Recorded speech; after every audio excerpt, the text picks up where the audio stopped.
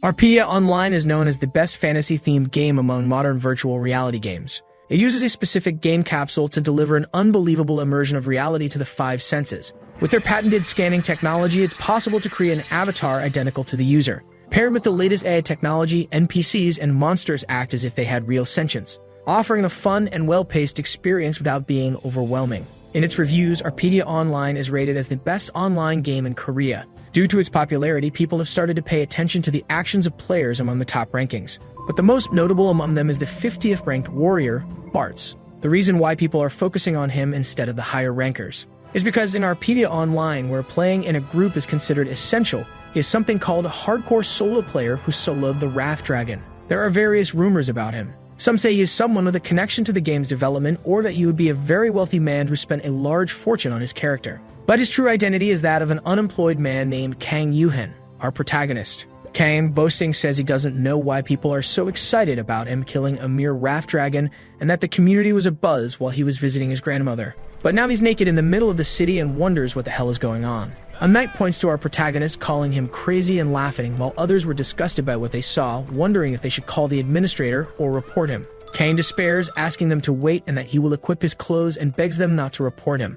However, he realizes that his inventory is empty. Wondering what's happening, he can't see any of his items and questions if it might be a bug, asking where the report button is. Upon touching something, the hero realizes something shocking. Kang was back to level 1 and without any items. His mother, hearing her son scream, quickly enters his room asking if there was a thief around. Our very shaken hero catches his mother's attention to explain, and she waits with some anxiety about what would come next. However, breaking the expectations of it being something really serious, Kang warns that he believes his account has been hacked. His mother, after hearing what was said, asks if he is talking about the account Kang had in his game, which is confirmed by him, causing his mother to become enraged because he had screamed like that just for this, and questions Kang about having promised her that after locking his college, he would sort out his life on his own. But all he has done is stay home playing games, and when he goes to the prep course, he sleeps during class, so how could he sort out his life this way?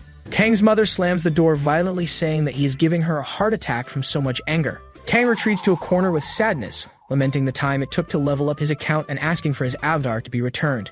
The best solo player in the world, with several titles like the Dragon Slayer, has disappeared. An employee from DreamMax Corporation asks how he can help. Kang had called support and was reporting the invasion of his account. He said he sent a ticket but received a response that everything was normal and that can't be true. The employee confirms the account details with Kang and tells him to wait a moment. Kang anxiously awaits the employee's response, and the same responds that the hero's character was created 4 days ago, not seeming to exist any anomaly in his account. Kang asserts that he created his character during the open beta, and his level was reset, besides being completely naked. The employee says that this Bartz, whom Kang refers to, was deleted 5 days ago, but the protagonist was out all this time, so how could he have deleted the account? He says that DreamMax has a world-class security system, and that it's a pity to inform him, but there's a good chance that this is the result of poor digestion of personal information. Kang, annoyed, asks if they are saying it's his fault, and the employee recommends that he change his password weekly to prevent such things from happening again.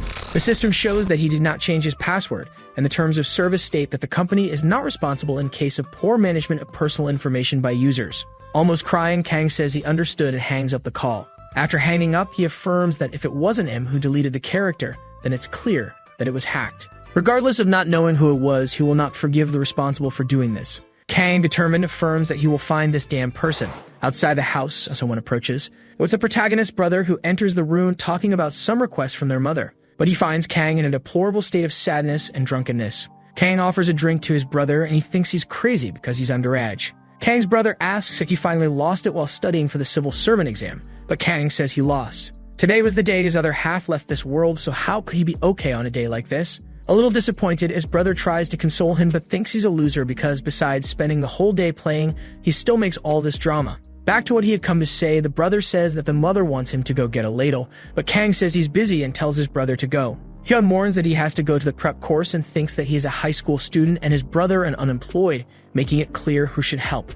Kang thinks his brother is a damn person, and the same has no respect for his older brother. He gets irritated at the thought of his brother thinking he's better than him. Arriving at a convenience store, he talks to his father, saying that his mother asked him to get a ladle. Kang says he has no idea, and while looking at some ladles, he says he believes hers broke while preparing rice. The father doesn't seem to believe, asking how much force would be necessary to make a ladle break like that. Kang says he doesn't know, but all objects have inherent durability despite his mother probably not thinking about it. While holding a ladle, the hero had a flash of an idea, thinking about the issue of durability. His father looks at him scared while Kang behaves like a villain who discovered another infallible plan. He turns with confidence and says he understood. Filled with happiness, he says Eureka, and disappears from that store in an instant, even lifting his father's wig off his head. The father yells at him to at least close the door when leaving, but Kang was already far away, climbing the stairs at a breakneck pace. He thinks that Arpedia Online has a durability system, and each piece of equipment consumes a quantity of durability when used. When the item's durability reaches 0, it is destroyed. That's why players were rushing to blacksmiths who are capable of repairing their weapons in a short time. As the repair capacity changes by level, the bigger and more expensive the equipment, the higher the level of the blacksmith to whom it should be entrusted. Now what would happen if a high-level blacksmith started repairing equipment for a low price? So everyone would go to him asking to repair their equipment. All of Bart's equipment was expensive and rare, so there's no way the hacker could have deleted them along with the account. If the hacker decided to sell the items before deleting the account, he can find them by following the traces of the sales. Kang tells the damn person who hacked him to wait just a little longer, and he will beat him up when he finds him. The hero finds himself in front of a large gate and a golden ball with wings. The golden ball was a guide that welcomes the hero, asking if he would like to enter the game, which is denied by Kang, who says he would like to create a new character. The guide asks to choose the character's birth date, and Kang says any random one is fine. The hero's birth date will be April 4th, and the guide asks if he wishes to choose the character's name randomly as well, but is denied since Kang would like to choose it himself. He thinks about the name he should use and wanted it to be something short and imposing like his old avatar. He says he knows and chooses the name Zig. His name will then be Zig, and the huge door opens, declaring the beginning of the game. The character Zig is being created, and the hero affirms that this will be the name of the best blacksmith in Arpedia. Already inside the game, he hears a conversation, but our hero doesn't understand. The blacksmith says that what he does is a job that requires unwavering patience and resilience, not something a youngster like him could do as if it were easy. Now that he's understood, the blacksmith asks the hero to get out of his workshop. This is the blacksmith Pabuchi. The irritated blacksmith points his hammer at Kang and asks him to disappear from there, leaving our hero unsure how to handle this situation. There are two ways to obtain a production job in Arpedia. One is to learn the job by buying a skill book, while the other is to learn while working. The latter option allows you to earn money along with a job promotion, but everyone avoids it, because all the NPC blacksmith masters have a strong personality. Among them, our hero highlights Pabuchi because he always fought when he went to repair his equipment with Bart's. But considering his current situation, this is his only option. Kang knocks on the blacksmith's door, believing that an advancement mission would be easy. He enters the place asking for permission and states that he wants to become a blacksmith. The blacksmith there asks if he heard right, and the hero confirms, saying he wants to be the best blacksmith in the world. Pabuchi then says no chance, which surprises the hero. Pabuchi says that just by looking, he knows he will never be a blacksmith, and the hero asks to at least be tested before. The blacksmith thinks about the test request. Kang says he can be asked to do anything. Pabuchi then separates a pile of logs for our hero and asks him to cut them all in one day. He says he will teach if Kang finishes this job, leaving Kang discredited with the mission given to him. The blacksmith states that he can give up if he wants, but the hero decides to start working. However, he doesn't seem to have a knack for it. He tried to hit the log, but the logs seem to be dodging his axe. The hero gets annoyed at having to do that and states he has seen several players advancing at the same time and learning to hammer. A man next to him replies that it's due to affinity. Kang asks who he is, and the man replies that he is also trying to become an apprentice. The man reminds the hero of the character creation day and explains that the birth date indicates his affinity with jobs. Kang despairs because he didn't know that birth dates were so important. The man consoles him, saying he also got annoyed with that. The hero then considers creating a new character,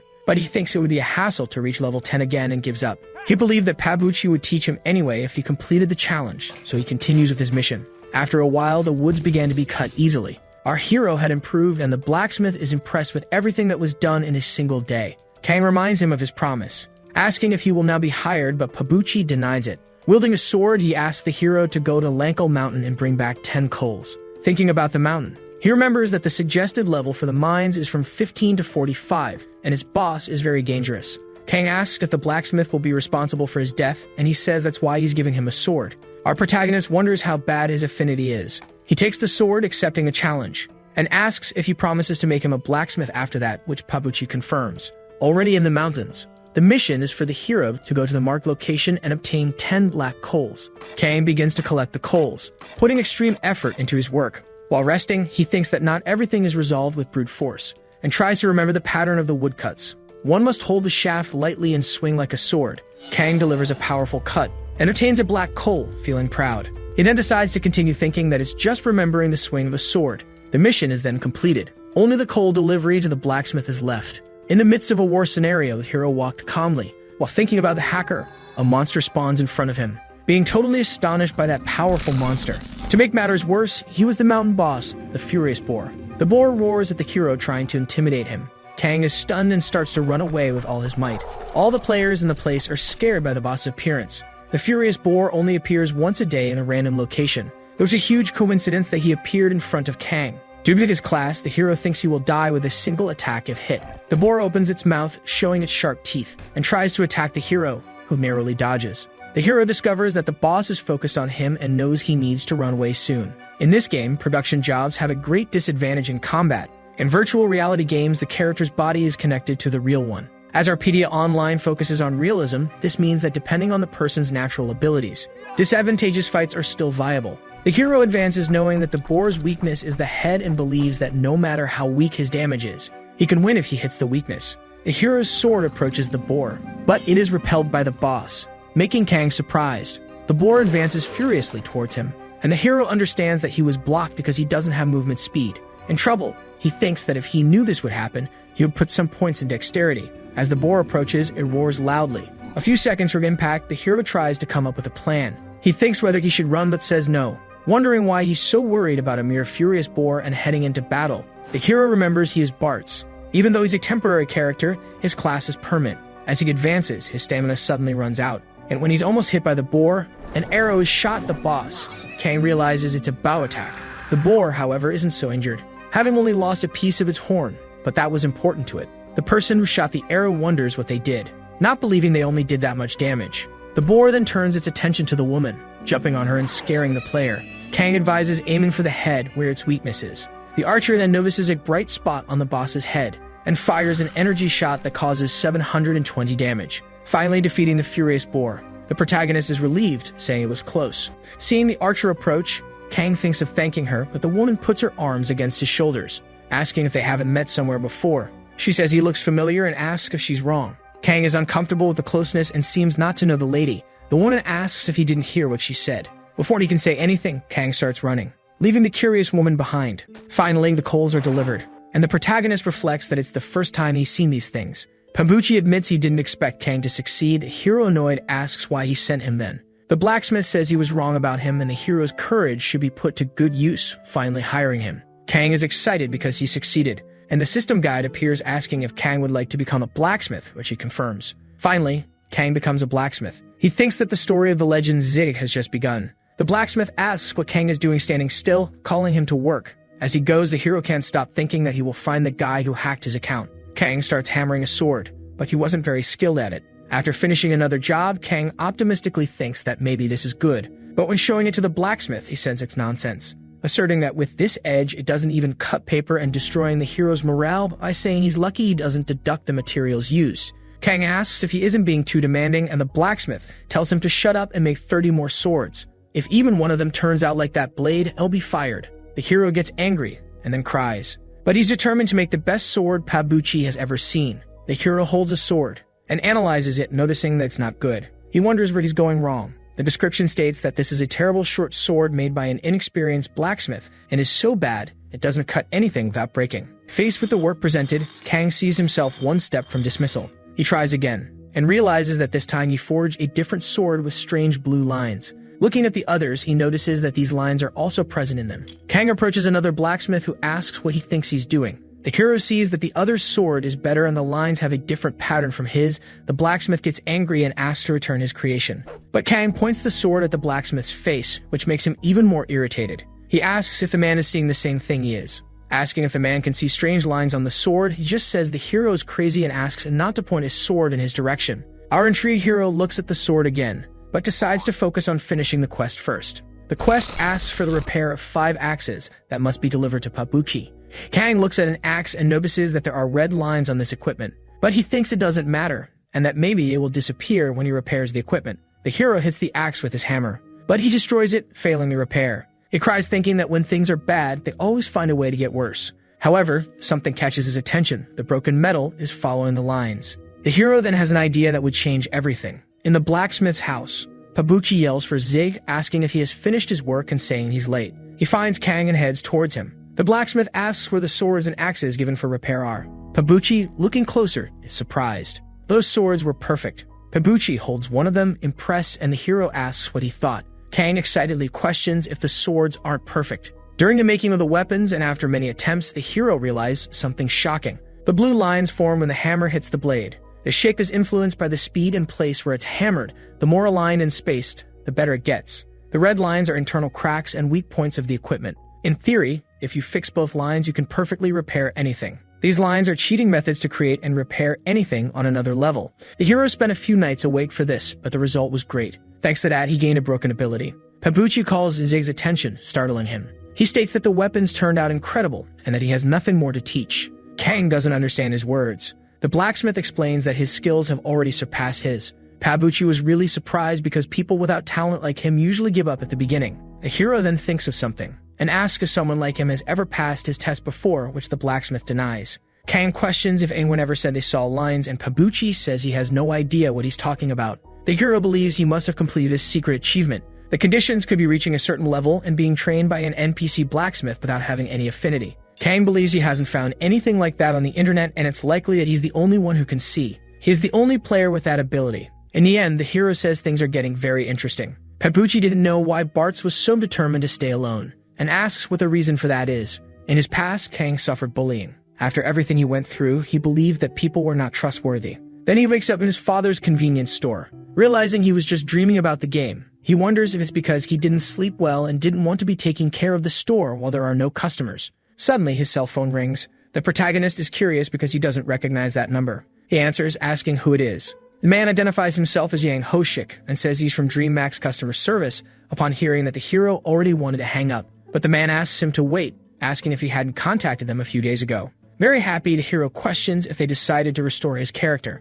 But the man denies it because according to their policy, they cannot restore deleted accounts. However, they decided to provide a small compensation. Kang questions whether it is equivalent to having lost his character and says he doesn't need any compensation. The employee offers the latest model of a capsule worth $8,000. Our hero is impressed with the amount of money, promptly stating that he will accept. In a tropical landscape, someone asks how the negotiations went. Another person responds saying that in the end, everything turned out all right when they mentioned the capsule. The client is probably grateful for the way the director handled the matter. Sun Sixin says he is happy to hear that. The man talks to the director via notebook and asks why he paid for a capsule for the boy. In turn, the director states that even though he was hacked, he continues to play instead of giving up. And besides, he is playing as a blacksmith, a class that players avoid. Finally, he states he is looking forward to what our hero will deliver in the next update. Inside the game, a message informs that they are recruiting players to invade the Deborah dungeon. The woman from before looks at the announcement, but the group already has an archer, so she wonders why it is so hard to find a group. Whenever she finds one, they give up, and she considers making a group of just 3 people. Suddenly, she bumps into someone. As she turns to apologize, she meets the protagonist again. The woman says it was good to see him, but Kang runs away before even talking. This time, the woman chases him, asking for a bit of his time. Kang tries to escape, but the woman manages to keep up. Finally, our hero tires, yielding and asking what she wants. The woman then asks if he would like to form a group. Kang questions the idea, and the woman explains about the dungeon, but Kang already knew because Bartz was the one who discovered it in the first place. The woman states that she only has 3 members in her group and that if he accepts, they would have 4, which is recommended. However, the hero denies. The woman tries to insist, but he does not want to discuss. With a sad face, she asks the reason. But Kang seems not to want to explain. Amidst a coup, people were impressed with the hero's repairs. Someone says that although it takes some time, the repair rate is 100%. On top of all that, it was very cheap, just 30 gold. Kang, already very tired, did not expect such a crowd and wonders if he should charge more. However, he slaps himself, remembering that his goal is to catch the hacker. Kang calls the next person and comes across the ranger's bow, the D-ranking equipment he had as Bartz. He believes he has found a clue to the hacker, but upon closer inspection, he notices that it lacks a certain insignia. The person pays him, and Kang believes he is being treated like an idiot. 2 men discuss whether they would give a certain thing to a woman, and the other responds that yes, because one must spend money to win over girls.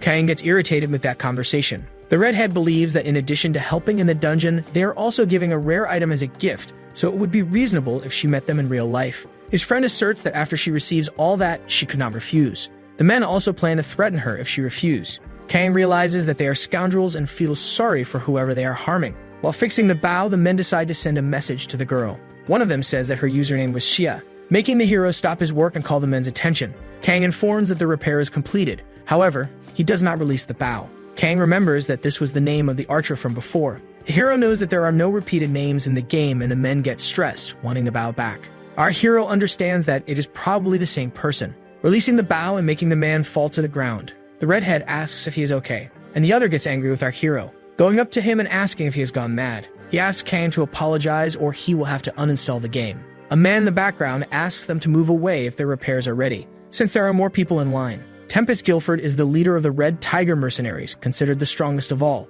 a famous player ranked number 45 on the server, and now he was waiting in line at the blacksmith Zig's shop. The mercenary looks at his sword in terrible condition and thinks that he has good memories with it. It has been through several blacksmiths, and if Zig does not solve this problem, he will go after a specialist. The mercenary observes the men from before and questions why the men do not leave after finishing their repair, then taking the lead and intimidating them up close. The man recognizes the mercenary and wonders why a higher level is there. They apologize and run away. Tempest mocks the education that the protagonist's friends have, and asks Kang if he can repair his beginner's sword. The hero says it is possible and asks him to wait a bit. Tempest reflects that even being a grade D, a 99% probability is incredible, and thinks the blacksmith has hidden skills. Kang tries to concentrate, thinking that it is not his problem, but he cannot help but remember what happened. Tempest is very satisfied and thinks he will hang the sword in the group's hall after the repair. However, Kang ends up breaking the sword, leaving Tempest in shock. The mercenary, almost crying, asks what happened, addressing the hero and asking what he will do about it. But Mr. Zig quickly logs out of the game, leaving Tempest very angry with his nerve. In front of the dungeon, the archer, along with the two men, prepares to enter.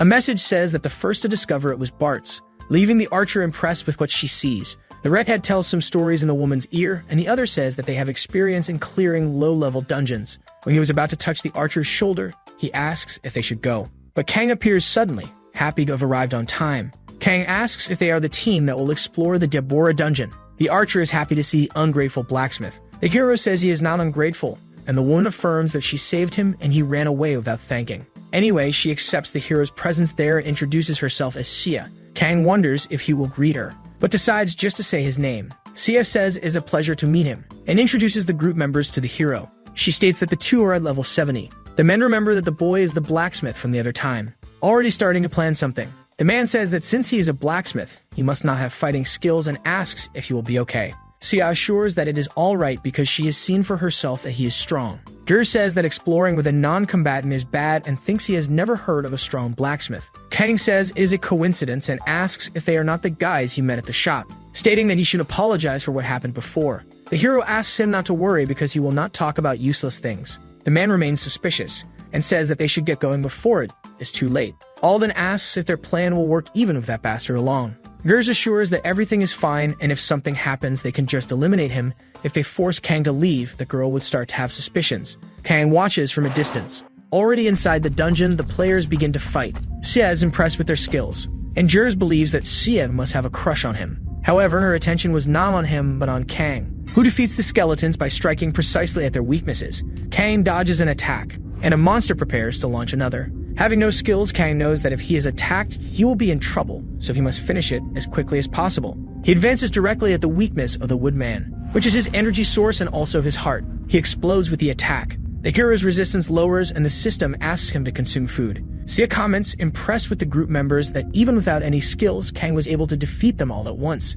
which leaves Jers irritated for overshadowing his glory. Jers believes he would clear the dungeon easily but fails, and begins to see the blacksmith as a threat. A skeleton prepares to launch a poison arrow. Jers deflects the arrow. However, another hits Kang. Jers begins to feel self-important, believing he was being watched. But Sia's attention was on Kang, who was crying in pain while the system warns that he has entered a state of paralysis. The men boast in front of the hero and mock him, saying he is embarrassing himself. They tell the blacksmith to take a break while he is paralyzed because they cannot carry him on their backs. Sia confronts them, saying they cannot leave him alone. However, Kang agrees to be left aside and warns that after he recovers, he will follow them. Jers says that everyone can see the location of the group members, so there is nothing to worry about. Sia is a bit reluctant about this, but she accepts, asking the hero to follow them after the effect passes. The players leave. Then Kang accesses his inventory, equipping a potion and drinking it. Our hero took the antidote and wonders if now he should start. The light from Alden's staff illuminates the path. The men talk among themselves about Sia's bow.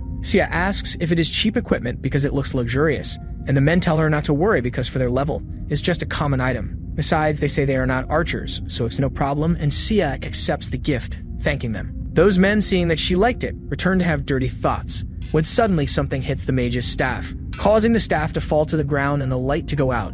In the midst of darkness, it was difficult to locate oneself, until the mage finally finds his staff and lights the light. Facing a bunch of skeleton monsters in front of him, they wonder what the hell this is. Looking for Sia and realizing she was already far away, the players say they will try to hold on while surrounded by monsters. Someone pulls Sia away and she asks who it is, saying she needs to go back to help her colleagues. A torch lights up. It is revealed that the person who pulled her was Kang, asking her to calm down. Sia asks what he is doing there and says they must help the others. But Kang claims that if they are level 70, they will be fine in a level 45 dungeon. The warriors have already defeated all the monsters and are very tired. Gers wonders what kind of bastard would do something like this, but he calls his friend's attention to several semi-rare items on the ground. They get excited about the possibility of having done well, and their eyes fill with greed. Suddenly someone emerges, telling them to stop, asking if they are dividing the items on the ground and calling them trash.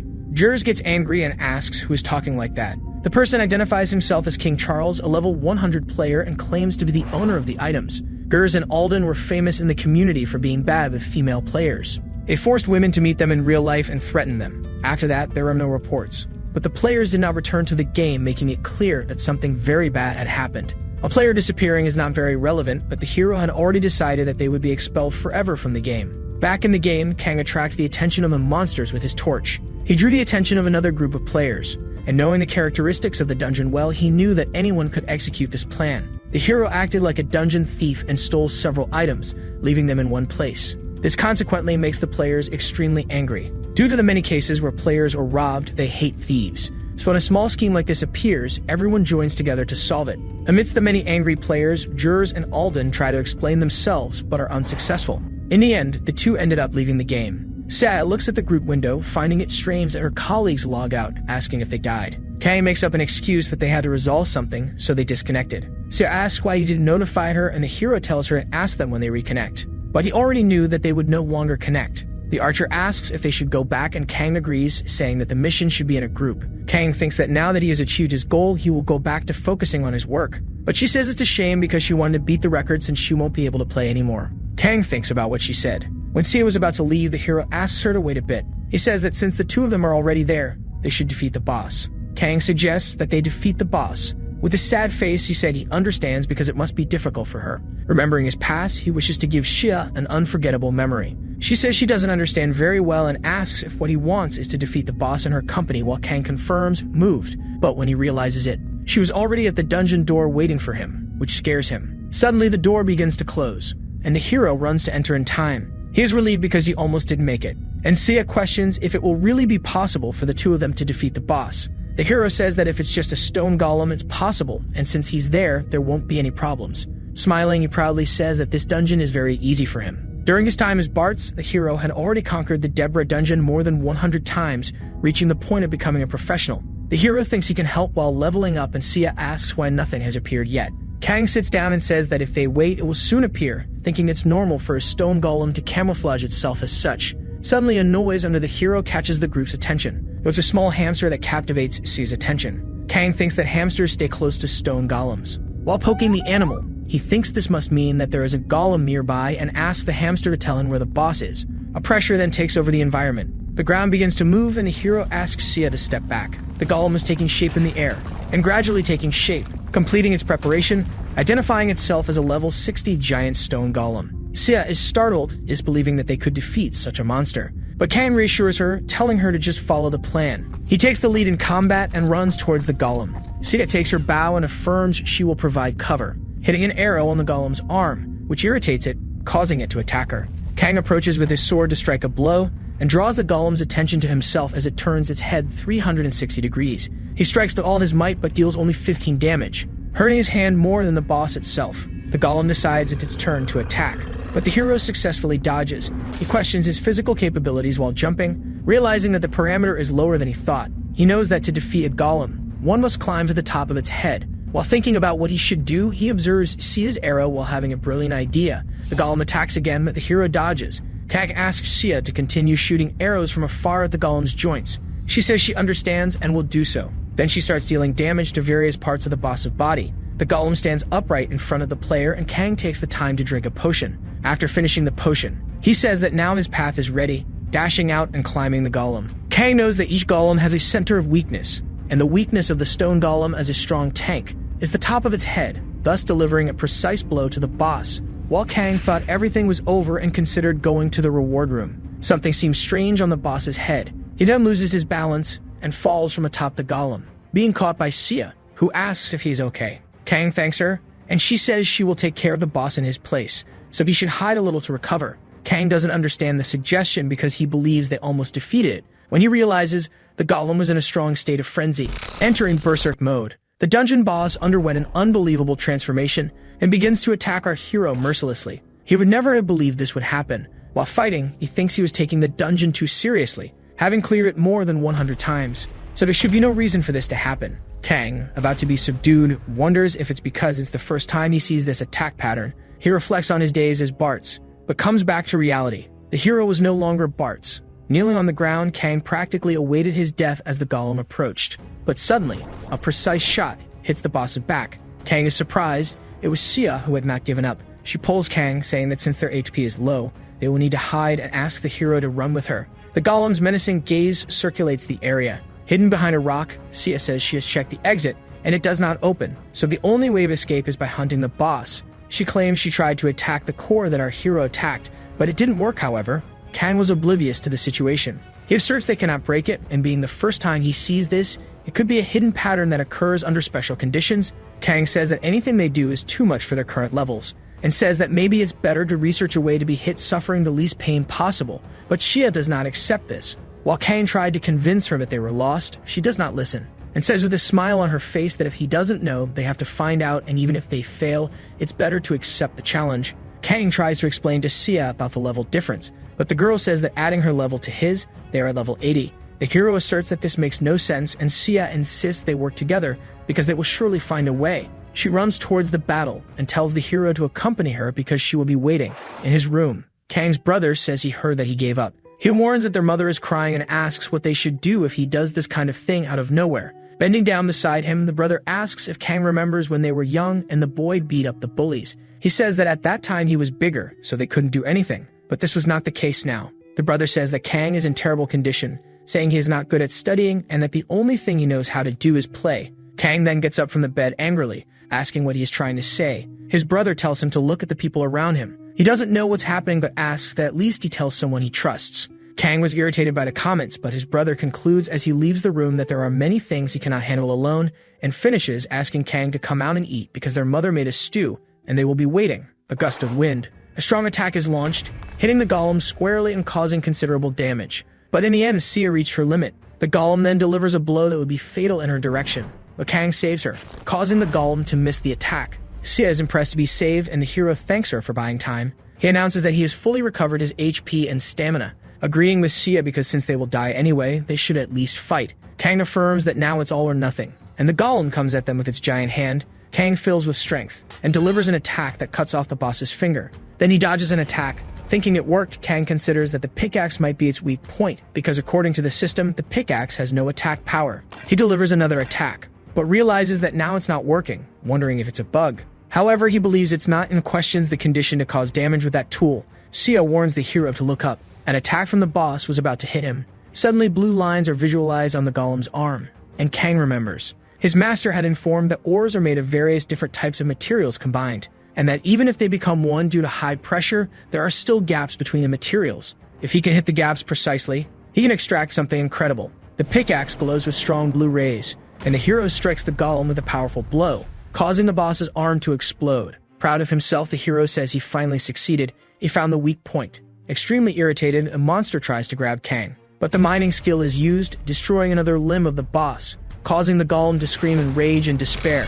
The system notifies that he was successful in mining, and Sia watches from afar, finding it all incredible, for he defeated a boss with a production skill. After those attacks, the golem was immobilized due to the partial destruction of its body, and in light of this, Kang places his pickaxe against the monster, finishing what he had started. Finally, the system informs that Sia and Zig's group defeated the furious giant stone golem. The hero had not realized before because it was something he had to focus on a lot. The line skill can also be used for mining. Anyway, he is happy that he managed to hunt the boss. Sia jumps on Kang and asks how he managed to defeat the boss with a production skill. The hero says it's a trade secret, but she insists she really wants to know. As they are teleported out, he states he cannot easily reveal it. Thus, they concluded the dungeon. Amid strange structures with tubes containing green liquids, our heroes materialize. Sia asks what place this is where they are, and Kang says it must be the reward room. Or at least it should be. Sia speculates that they are in a place where monsters are created. The hero then questions if they are in the production room of the rumors of the Deborah dungeon. Kang thinks it's his first time there, and Sia calls his attention because she found a chest. The hero gets excited, believing that it really was a reward room. Sia finds the eagle glasses in the chest, and it increases her precision, range, and dexterity. Kang affirms it's a rare item and asks her to show it, but Sia denies, stating that it is hers. In the end, the hero accepts because he found another chest, lifting it up with excitement. But upon opening, it was just a common artifact. The witch's gloves increase defense and magical power by 3 points, and the hero thinks it's better than nothing.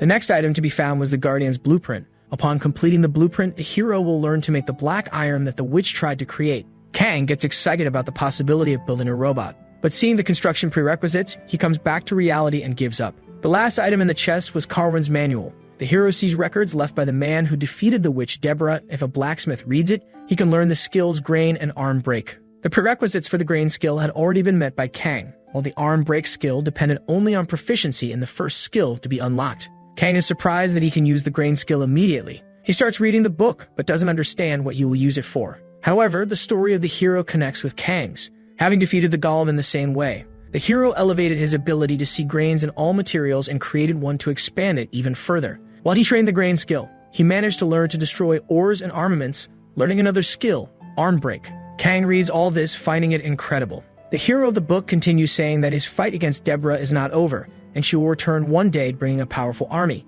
This is the reason why he did not destroy the witch's cave, leaving it as it is. In the end, the hero hopes his successors can learn to fight against the witch's army. Kang, intrigued by the story, found it interesting that a blacksmith could learn Carwin's skill. Sia asks if Kang didn't like his reward, but he affirms he did. In fact, he was very excited because he learned a hidden skill. Sia then calls Kang to leave there. Outside, Sia comments that she spent a long time without seeing the sky, and Kang says that a day has passed in the game and 8 hours in real life. She then says she must leave immediately, and Kang fumbles, wanting to say something to her. Sia then takes the initiative and asks how old Kang is, who, upon answering 20, confirms she is the same age as her. Sia smiles and asks that from that moment on they become friends. With her hand extended towards the hero, she questions if he will not greet her, and they finally shake hands.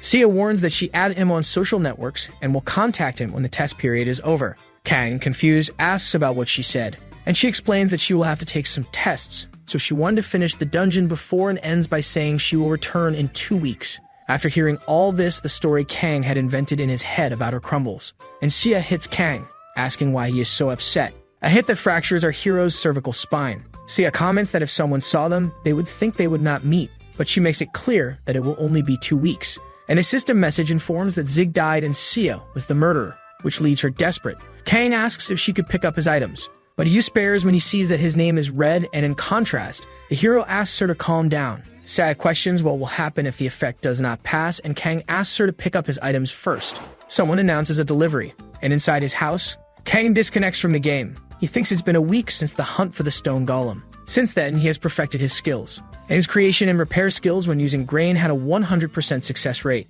In addition, the quality of the equipment increased impressively. And then in another week, he had already become a famous master blacksmith in Balden. In his new capsule, Kang confirms that the sensation in the game feels much more real than before. Suddenly, someone catches his attention. They were numerous customers asking for their items to be repaired. But Kang explains to the players that he has a mission to do, so he will not be able to work. This causes the players to start a commotion because everyone wanted at least their equipment to be restored. A blonde then approaches the confusion, saying that a king slime appeared on the plains of Urk and comments that he has to go there immediately. The players who are nearby are interested in the matter because it was a super rare mob. Quickly, everyone leaves together towards the plain, leaving only Kang and the blonde at the location. Kang thinks that the king slime does not appear in these plains, and the blonde in turn says that they can finally talk in peace, warning that he came to visit. In the classroom, our protagonist studies in casual clothes. He writes things quickly in his notebook, while someone looks at him believing his speed was superhuman. A month has passed and Sparks was hacked. Even with his fame, he had not found any clues about the delinquent. With high-level equipment, it was easy to level up, but now Kang had to seek other methods, finding thus the commercial route of the Northern Arc. Kang thinks that in addition to having been successful in clearing the route, a level change in the game will also happen. He gets excited thinking about how interesting these missions will be. A recent quest was published by the King of Barkas, It involved sending a delegation to establish a trade route with the country of Nosark. The mission was requested by King himself, hence there are rumors that one can expect great rewards. Nosark is the home of the dwarves who originated the blacksmiths, and this is an opportunity the hero cannot miss. He thinks the problem is that his classification and level in the system are low. While thinking, he startles the man from before with his capabilities again. Someone says they must introduce themselves, and identifies as Dylan, manager of the Walden branch of the Golden Rush Merchant Syndicate. Dylan explains that he is there to recruit Kang, and affirms he will treat him very well. Kang, however, was thinking a lot about the matter. In turn, Dylan asks if the hero didn't hear him, and he asks for it to be repeated. The branch manager then gets stressed, believing he is being ignored. Kang warns he is not interested in guilds, and Dylan believes the blacksmith does not know his. But Kang warns he already knows it, and that it is a guild that always comes in second place. This stresses Dylan, who explains that second place is also incredible. He states it's a pity they are in second place, and that they will soon return to first. Reiterating the offer, he cites a few more benefits, but the hero denies. Dylan did not expect that response. Kang explains that even if he joins the guild, he will continue to be a blacksmith who will be exploited. The hero then questions if they would treat him differently. Dylan thinks about what was said, and proposes that Kang become an associate member. He explains that he usually suggests this only to high-level users, explaining that it's enough to register on the website and keep in touch with him periodically. There will be no obligation as a formal member, and every service provided will be rewarded. If Kang likes the guild, he can join, and if he doesn't like it, he has the right to leave after half a year. The hero begins to think about the proposal. It was a very difficult choice to make, but in the end he accepts the conditions. However, he asks Dylan if he could do him a favor in return, which piques his curiosity. In the midst of the forest, a carriage passes by. Some comments question the decision to hire a novice as an associate member. Dylan then responds that it will be an experience. The manager says he had seen someone similar to our hero. The name of this player was Giriam, the top one of the server, the greatest master whose unique pieces can be traded for millions. The man in the conversation says he will observe the process and asks about a certain amount of gold that disappeared. Dylan understands what it's about and explains that he withdrew 90,000 because the blacksmith asked for something else as a reward.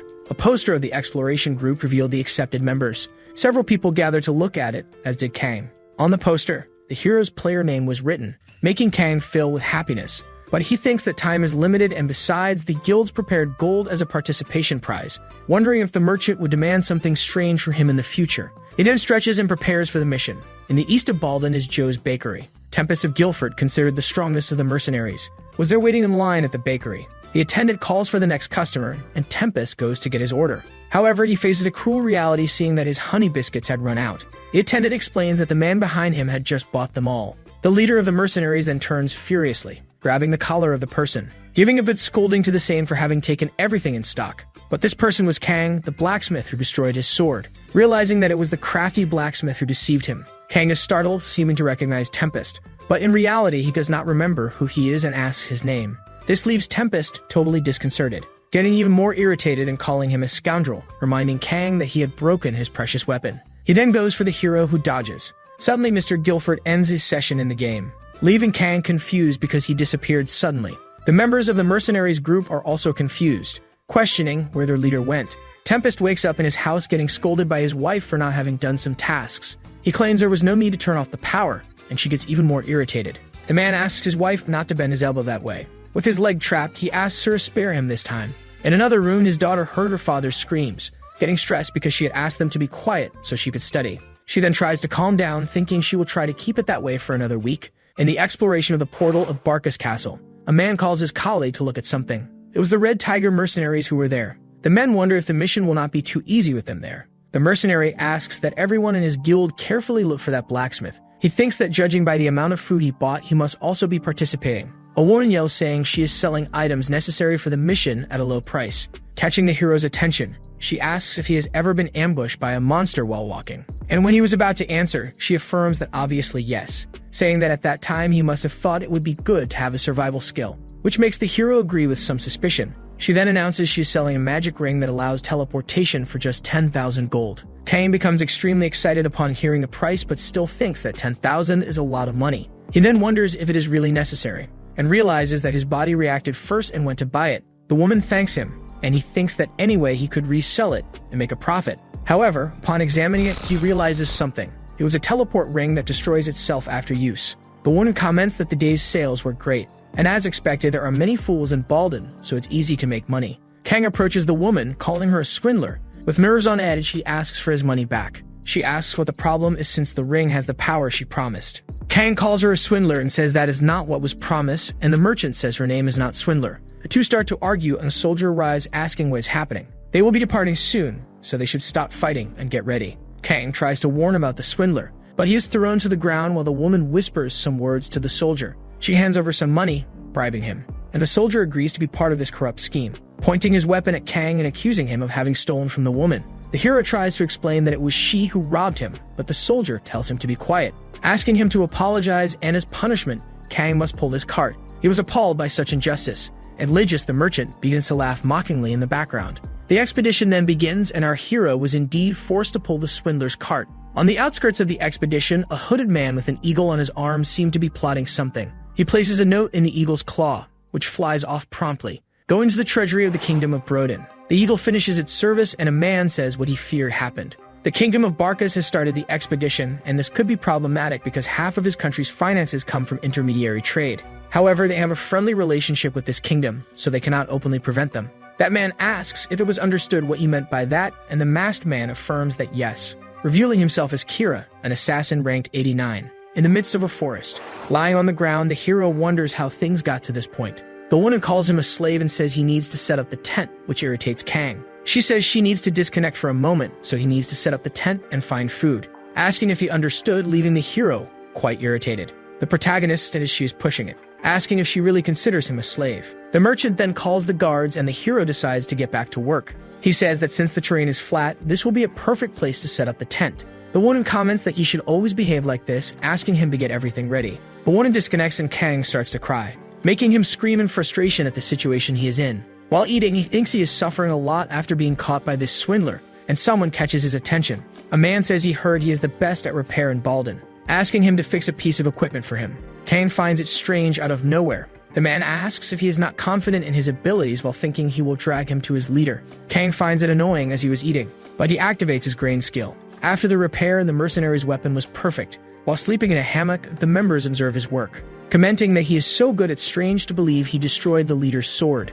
Kang asks him to leave now that he is finished since he is in the middle of reading, calling him old. The man gets angry at the adjective and starts criticizing the blacksmith for breaking the sword that was repaired. Kang asks what he is saying since he was praising him just now. He says he is not an old man, and if Kang does not follow him, he will beat him up. This makes Kang remember. He asks if they are the old men he met at the bakery, and if they are acting like this because he bought the biscuits. The man says the red tiger would never provoke him over something so small, but that's what they were doing. But the hero says it doesn't matter, and since he wanted someone to unload his anger on, he calls him to fight. As expected, the hero was easily subdued, being taken to the leader of the mercenaries. Kang yells that forming groups is cheating, and the leader of the mercenaries says that if he apologizes sincerely, he will overlook things. But the hero tells him to go to that place because he had the right to buy the biscuits. Tempest says he is not talking about the biscuits, and Kang asks what it is because he never harmed anyone, which makes the leader get angry. He then thinks that this will not work, releasing the hero and making him confused. But suddenly, Tempest started to fight with Kang, delivering a powerful blow and exploding everything around him. The hero thinks this could not be happening. The leader of the mercenaries was holding an event item with an attack power of 1 called the Love Stick. Tempest then says he will teach our protagonist some good manners, saying it's time for discipline lessons. He launches another powerful attack that cuts everything around. Kang confronts him, saying that this is not a lesson at all. This is just unloading anger on someone. While speaking, a blow hits him squarely, causing him to be defeated on the ground. The leader of the mercenaries asks if that's all he has, and then says he will set a condition that if he can touch him, he will let him go. On the ground, the hero calls him a stubborn boomer. Kang says the mercenary must think he will never be hit by someone like him. Noticing that people look with contempt, he advances the battle with Tempest. They exchange several blows, and the hero ends up being pushed back. Tempest thinks that for a beginner, he is not bad. However, his talent is not so great that it can overcome the level difference. The love stick clashes with Kang's sword, but the hero screams in fury and destroys the weapon of the leader of the mercenaries. Arm break is a skill that destroys ores or armaments targeting the gaps in the material. The prerequisite cell is to train the grain skill to level 7. The hero thinks today is the day, and his eyes shine. He looks attentively at the system and realizes that the grain skill has evolved to rank 7. Now he can finally learn the arm break skill. He then decides to test the skill against the leader of the mercenaries, breaking his weapon and surprising him. The hero thinks that even though he is a ranker, it must be the first time he sees such a skill. He holds him on his shoulder, using another skill, the butt head, which accidentally makes him kiss the mercenary on the mouth, leaving everyone at the scene in disbelief. The leader of the mercenaries says he will kill the hero, and Kang thinks that was his first kiss. All the group members hold their leader back as he tries to go after Kang, and one of the mercenaries approaches, giving Kang a superior elixir as a gift. The man is surprised that the hero managed to land a hit on their leader and asks about the skill. He comments it's the first time he sees a skill that destroys weapons, and Kang says he can't say anything about it. The man asks if he already has a guild and offers Kang a place in the mercenary company.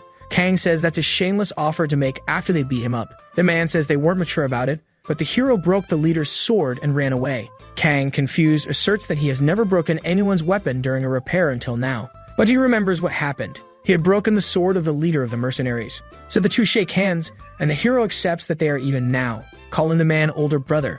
Tempest asks what permission Kang has to call his colleague with such intimacy, calling him a kid. In turn, Kang apologizes for the repair incident, and Tempest gets angry, saying that's not the problem, releasing a thunderous scream into the wind. While eating a soup, someone says it's horrible. His colleague tells him to go to the settings and lower the taste because without resistance items, they need to eat this. The merchant appears behind the men, commenting that they must have used all their consumables. She then offers a golden apple to the men, and they are surprised because it's something very precious. She says she's selling it for just 1,000 gold, and the men offer to buy several of them, forming a line to see who buys first. Later, she boasts about having made good money that day, and Kang asks if she wants to go that far for money, calling her cruel. Lygia says everything happens for money, and that one should focus on their inventory and bank account. She asks Kang to take care of the rest, and when he finishes doing that, she won't give him any more orders. The hero doesn't understand why she is so obsessed with money. While painting an apple gold, he's happy to finish his work, and talks to the apple, saying it will be his companion until death. Suddenly, a shuriken approaches towards Kang, hitting the apple in the hero's hand, who notices the attack. Tempest announces they are being attacked and asks the fighters to assume defensive positions. Several members of the mercenaries group were attacked, and that hooded figure from before appears in midair. Quickly, the leader of the mercenaries cuts him in half, but it wasn't his real body, it was a user's death effect. A blade then approaches Tempest's neck, but Kang uses his arm break skill and defends him, saying the old man owes him his life. Tempest in turn says that kind of attack wouldn't even scratch him, but he thinks the assassin's stealth is at a level he couldn't detect. Tempest points his weapon at the assassin and asks who he is. The man smiles and says he is the assassin who received the title of first class. The man who leads the Black Crescent Moon. Everyone at the location seems to recognize him because it's a famous contracting guild. The assassin then confirms he is Kira. Then the exploration team's attack mission is presented. Players must overcome the assassin's interference attempts and reach the Arc of the North. In turn, the hunters are surprised because that was a rancor. That battle stance was of an assassin and had no openings, stating that everyone would die. But the assassin says he was not there to kill everyone. His goal was to keep everyone there and obtain the title of Shadow Patriot, and as long as they gave up, they could end it. One of the hunters didn't want to accept because they spent a lot of time on the mission asking if they would reimburse their investment. The man smiles, saying he was mistaken. At the same instant, the guy receives an arrow shot. Continuing, Kira responds that he was not there to negotiate as it was just a formality. At that moment, they were surrounded by his followers, and if they did not give up the mission, they would die. Guilford thinks that he felt their presence, but it was not hundreds, so it could be a bluff. Realizing that one of his mercenaries was behind, the man gives instructions to him, making hand signals. And when they were about to execute the plan, Zig appears questioning what kind of assassin he was, because if he was a high-level ranker, he should fight respectably, calling him a coward. A stressed man says that Zig was just lucky when he destroyed his weapon, so he shouldn't act that way, giving the order for his subordinates to kill him.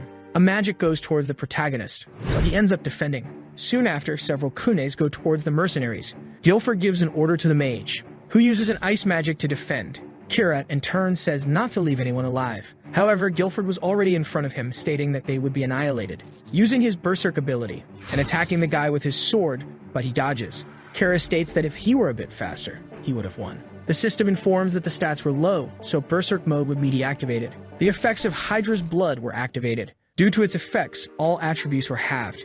Zig is sure that he is a genius. Just before the attack hit him, he quickly opened the inventory, equipping the torso armor that had great defense at the cost of limiting his movements, saying that the Red Tiger was handling everything alone, so he should help. Arriving at the scene, Zig is surprised because they were losing. Soon after, blood starts to drip from his mouth and the system informs that the Hydra's blood effect was activated. Hearing the names, Zig remembers it was a possible item dropped from the boss in the Cadria dungeon, a powerful poison capable of reducing health and attributes by half, questioning if they poisoned his breakfast coffee. At the same instant, a hooded figure appears. Guilford continued fighting against Kira. Seeing his skills, the guy thinks that he was at that level even poisoned, besides that his attacks were not working, suggesting evacuating the NPCs because he was at a disadvantage. Guilford starts to flee, but Kira goes after him.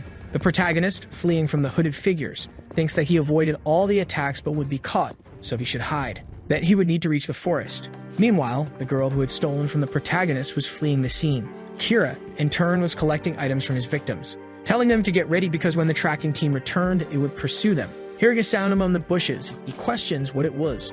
One of his subordinates appears informing that the tracking team had returned and they were heading towards Canyon. The man is pleased, cutting a tree in half, announcing they would go to the city of Canyon. Meanwhile, the girl was still observing them from the bushes, thinking that the Crescent Moon was a high-ranked guild and half the team was already dead. And if they were attacked again, it would end in another defeat, so she should warn the exploration team. The girl is paralyzed. Noticing that a giant monster was coming towards her, desperate, she starts to run, asking why an ogre like that was there. Then the cart hits a stone. Consequently, the girl falls. With a terrifying look, the ogre comes towards her. A flashback of her life appears, receiving money and thinking she could be able to pay. Then she receives a call from her father. Looking at her phone, she notices the hospital payment notification, saying that it was all right because money comes back all the time. In the present, the girl says that she worked hard saving that money for the mission, starting to throw stones at the ogre, asking it to die. Then an explosion happens, and the ogre simply disappears. Zig appears saying he finally caught it. Looking to the side, the protagonist notices the girl. Questioning why she was there 30 minutes earlier, two hooded figures were looking for where they were. Hearing a noise, they advanced towards the forest. Meanwhile, Zig was hiding among the trees, saying he finally caught up with them. But first, he needed the advanced antidote. At the same instant, a monster appears behind him. The system warns that it was a yellow ogre, a rare monster that only appeared in the mountains. Attacking Zig, the boy says it had high attack power, so it would be better not to engage in combat. However, no matter how strong the attack is, it was useless if it didn't hit, cutting the monster. However, it still had not died. The protagonist starts a sequence of attacks on the monster. Returning to the present, Zig drank an antidote capable of recovering all status ailments. Disbelieving, the girl asks if he really had defeated that ogre. Affirming, Zig questions if she couldn't see that icon that could only be obtained after defeating it. Even so, she doesn't believe because that guy was just a blacksmith. But it had worked because she was worried about dealing with that monster alone, telling the protagonist to get to work, because he also wanted to complete some missions, mentioning that he had a plan to clear the Crescent Moon mission. Sometime later, one of the mercenaries tells Guilford that they spotted a bridge, so they were almost there. However, for the captain, it was not yet the time, drawing his sword, almost hitting one of the hooded figures. Kira, in turn, says that it was incredible, because he thought he had completely hidden his presence, asking how Guilford knew. The captain says that it was the experience of an adult calling him a child, making Kira furious, starting to throw several spells at the mercenaries. However, Guilford manages to defend all of them, giving the signal to one of his companions. When he was about to use his ice magic, the guy is decapitated by one of the hooded figures, making Guilford furious, going after Kira. With the captain defeated on the ground, Kira mentions that his strength was not as great as his reputation. Noticing something coming his way, Kira asks what that was. Then Zig appears, carrying something in a cart, saying that it was a gift. Then Kira takes his dagger, slicing the cart, saying that Zig had escaped by luck but had come back alone, questioning if the boy wanted to die. Noticing his soaked clothes, the man asks what that smell was. The protagonist, in turn, says that it was a bonus for a Molotov at him. Before all that, the girl who had stolen from Zig shows those barrels on the cart, saying that she took them because the dwarves loved them, showing the protagonist how strong that substance was. And if they could throw it at Kira and then ignite it, they could end up defeating him. Even if he was a ranker, he would definitely die, asking if that wasn't a good plan. But the boy questions what they would do with the rest of the assassins. The girl replies that they could blow them up along with Kira. However, there was no way everyone would stay together, and that wasn't an issue that could be resolved by defeating the leader. So the girl questions what they should do and if he had another idea. Zig asks her to think a bit, informing that the hooded figures would hide somewhere before attacking. In other words, they should just go to the places where they would hide first.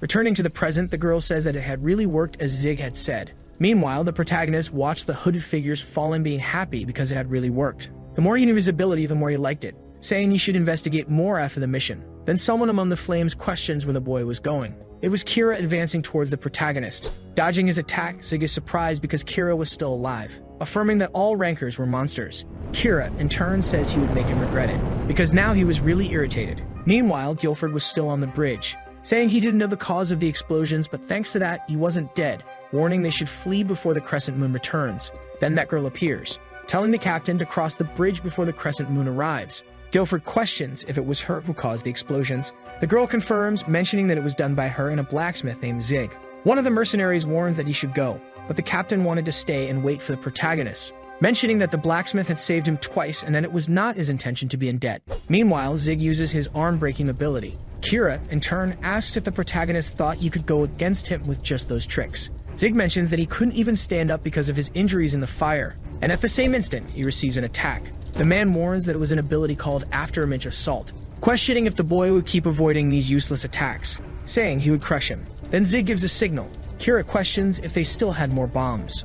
Looking back, he sees the protagonist fleeing, saying he had really fallen for that. Approaching the boy, Kira finds a cave, saying he would kill him. When entering the cave, several cookies go towards him. It was just a distraction because at the same instant, Zig appears, hitting Kira. However, it was a decoy ability that summoned a clone, attacking the protagonist from behind, mentioning that the boy was very strong, but it was all over for him. When he looks at his foot, he notices a vine wrapped around it.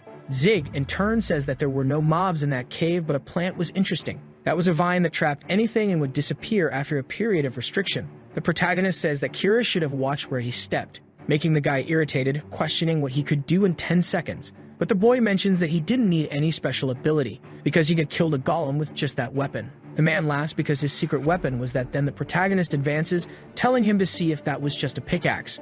And when he goes to attack, he ends up missing, saying that the boy couldn't even hit a stationary target. But for Zig, the man was not his target, because he wanted to attack right there, mentioning that he had destroyed that core and soon the cave would collapse. The guy says that it was impossible because it wouldn't collapse with just that. At the same instant, the cave starts to tremble, leaving Kira surprised because he had never heard of an ability like that, supposing that it could be a mind-manipulating ability, but he was just a blacksmith. In other words, the cave was really collapsing. Then he starts to flee. However, he was still restricted by the vine on his foot. The system informs that the mission had failed because all the assassins were dead and a penalty would be given. Returning to Guilford, one of the mercenaries asks to leave because Zig should already be dead. Guilford, in turn, says that Zig wouldn't die so easily.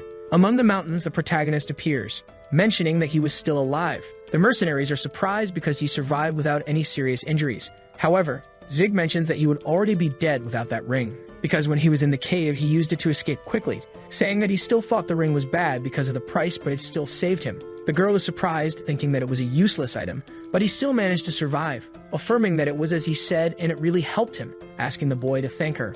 Guilford mentions that he was impressive because he had defeated Kira.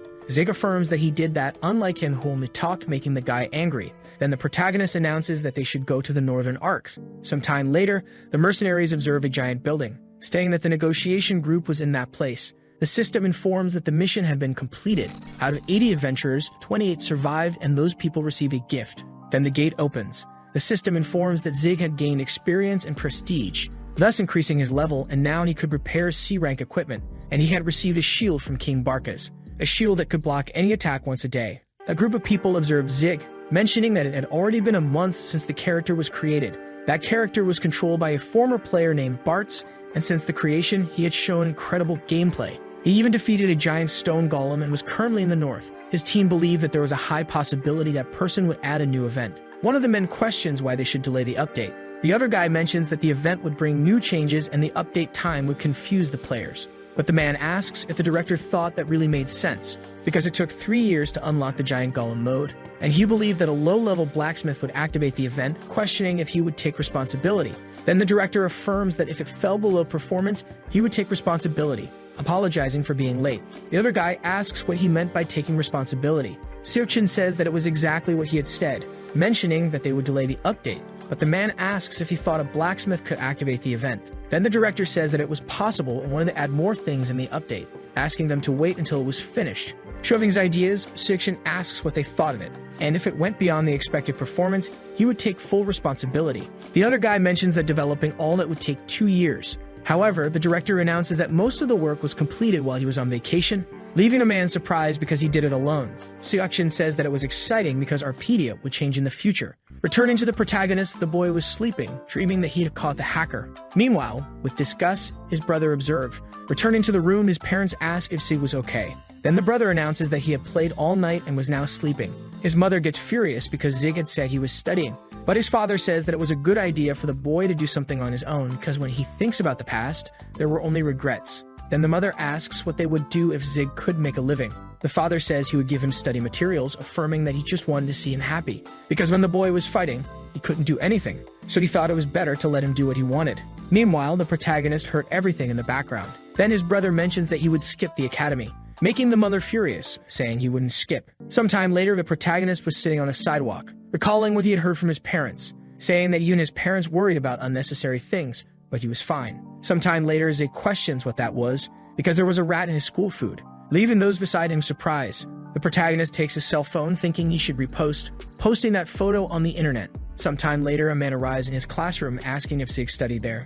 Meanwhile, the student said the guy was famous for fighting since high school. Then the boy approaches the protagonist, questioning if that was Zig, pulling his head to wake him up. But the boy was still sleepy, and then takes a punch. Sometime later, one of the students asks what was wrong with Zig, but the boy says he just tripped. The guy questions if he didn't want to go to the hospital, but with a bruised face, Zig says he was fine. And after all that, his school life became hell because that guy always looked for him. Because of that, he distanced himself from his friends, becoming completely isolated. Every day it repeated. The boy says he was really doing that, but the other guy says he can't hear well, asking what he was mumbling. Then the protagonist shouts, questioning what he had done. The group starts laughing, mentioning they were scared. At the same instant, another person arrives at the scene. That boy was named Hyen, who was the council president. Seeing that guy, Zig remembers he was first in everything. Hyen, answering the boy's previous question, says he would tell the reason, answering that he did it just because he liked him. Returning to the present, Zig asks them to face him now because he would defeat them with just his skills. Then a paper hits his face, saying he couldn't see anything. At the same instant, he bumps into a man. The guy asks if he shouldn't apologize for bumping into him. Apologizing, Zig is surprised, recognizing the guy in front of him. Seeing that the protagonist was silent, the man grabs his shirt collar, questioning if he wasn't hearing him. Desperate, Zig asks why he was there. Then the man receives a call, saying he was lucky, asking him to be careful next time. Sometime later, a person was talking with the previous guy about the game Arpeia, mentioning that the Northern Arc had started recently, and because of that, Broaden Castle's finances were difficult. Originally, they talked about the remuneration being very low among the employees. Asking Jung what his response would be, leaving him no choice, the man accepts. The next day, the protagonist was in front of a building, thinking that everything would be okay. Now he wasn't afraid of people or going out anymore. Recalling the previous night, he thinks he should get stronger, so he would increase his physical and mental strength. Entering the building, Zig tries to say something, but when he looks inside the building, he sees several people piled up, becoming desperate with that situation. Leaving the place, the boy says he was unemployed, meaning he wouldn't have money to pay. Then the man asks if he was there to sign up. Zig says no, mentioning he had entered the wrong place. When he was about to leave, he bumps into someone. Sometime later, the protagonist was sitting, questioning if that group were the mercenaries from the game.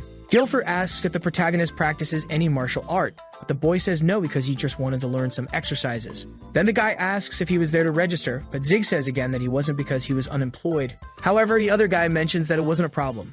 Zig, in turn, accepts, saying he had nothing to lose. Asking the protagonist's real name, he responds that his name was Kang. Hearing that name, Guilford says he had heard it somewhere.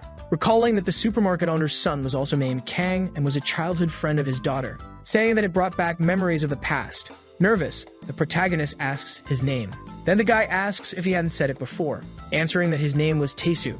Zig asks the name of his daughter, making Guilford curious, questioning why he wanted to know. The boy mentions that it had been a long time. Guilford, confused, says he didn't know what he was talking about. Then he remembers that he was the friend of his daughter. Sometime later, the system informs that his energy was running out, and his life was gradually decreasing. Remembering what happened when he was with Guilford, the boy mentions that after training, he barely managed to enter Arpeia, because his body was extremely exhausted, mentioning that he had leveled up by accepting dwarf missions and had worked hard thinking he could learn hidden skills. However, the dwarves did not accept, questioning if Zig thought they would help him for free, and they already knew he just wanted to steal their secrets.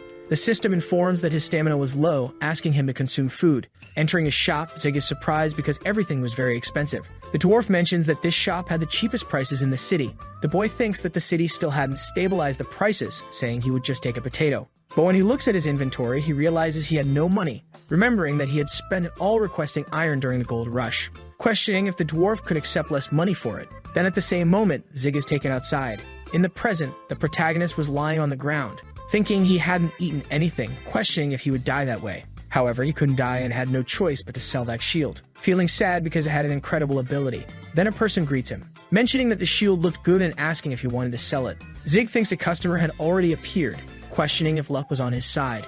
Then the dwarf makes his offer of 5 million to buy the shield, leaving the boy surprised by so much money, where he ends up accepting the offer. But when he receives the money, the protagonist is confused, and when he looks at the dwarf, he was already fleeing. Knocking on a door, Zig asks the dwarf to come out. However, he says he would stay there forever. Inside the house, the dwarf dismantles the shield, thinking that the final jewel was finally extracted, questioning what the problem was. Sometime later, the protagonist was eating, thinking if that dwarf thought he would merely give up, mentioning that he was ready to become an assassin. Observing those people in the background, he notices they were young dwarves, where they started painting the dwarf's house wall, questioning why they were doing that. Although they were children, Zig didn't like it, trying to stop the kids. But they mentioned they weren't doing anything. Then the protagonist grabs the brush from the child's hand, saying he wanted to teach them to do it correctly, starting to completely paint the dwarf's wall.